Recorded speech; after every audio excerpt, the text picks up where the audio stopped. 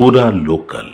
ఇక్కడ ఉన్నటువంటి కాంగ్రెస్ ప్రభుత్వం ఇచ్చిన హామీలను నెరవేర్చకుండా ప్రతిపక్షాల గొంతు నొక్కేటువంటి ప్రయత్నం చేస్తూ ఉంది. కానీ ఒక వెసులుబాటు అయితే బీఆర్ఎస్ పార్టీకి కల్పిస్తుంది కాంగ్రెస్ పార్టీ. అదేంటంటే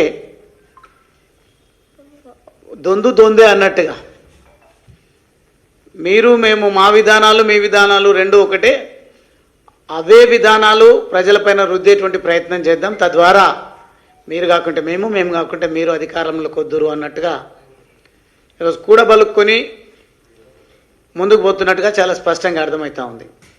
అందులో భాగమే విమర్శలకు ప్రతి విమర్శలకు పూనుకుంటా ఉన్నాయి. కానీ ఈరోజు రాజకీయ పార్టీలుగా ఏ విమర్శలు చేసుకున్నా పర్వాలేదు, కానీ ఎలక్షన్ కమిషన్ పైన దాడులు, రాజ్యాంగబద్ధమైనటువంటి హోదాలో ఉన్నటువంటి వాళ్ళపైన నోటికొచ్చినట్టు మాట్లాడము, వారిని ఆ సంస్థలను తప్పు చేస్తే సమర్థించమని అంటలేం.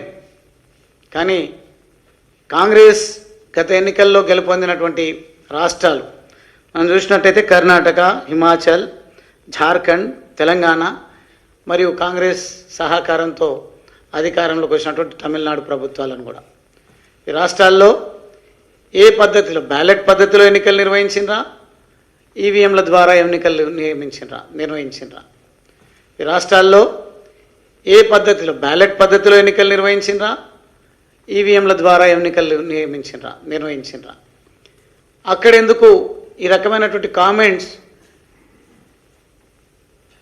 ఎప్పుడు కూడా రాహుల్ గాంధీ గారు చేయలేదు.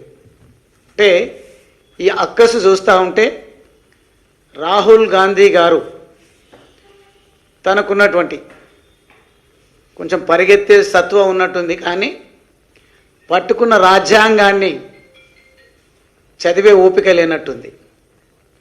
చదివితే ఆ పరిజ్ఞానం వచ్చేటువంటి అవకాశం ఉంటుంది. ఎవరో ఏదో చెప్తే భారతదేశ ఖ్యాతిని ప్రపంచం వ్యాప్తంగా అవమానంకి గురి చేసే విధంగా వారు మాట్లాడుతూ ఉన్నారు. అది ఎవరితో జతగట్టి వారు మాట్లాడుతున్నారు, వారి ఉద్దేశం ఏందనేది మనం కొందరి విషయంలో జార్జ్ సోరస్ గారు, అదేవిధంగా శ్యామ్ పిత్రోడా గారి విషయంలో గమనించినట్టయితే వారి స్క్రిప్ట్నే వీరు మాట్లాడుతూ ఉంటారు. అందుకే రాహుల్ గాంధీ గారు ఎన్ని యాత్రలు చేసినా, పొర్లు దండాలు పెట్టినా ప్రజలు నమ్మేటువంటి పరిస్థితి కనిపిస్తలేదు. మీకు ఇప్పుడు కాదు కదా, మీరు ఎప్పటికీ కలలోనే ప్రధాని తప్ప భారతదేశానికి ప్రధాని అయ్యేది ఎట్టి పరిస్థితుల్లో జరగని పని.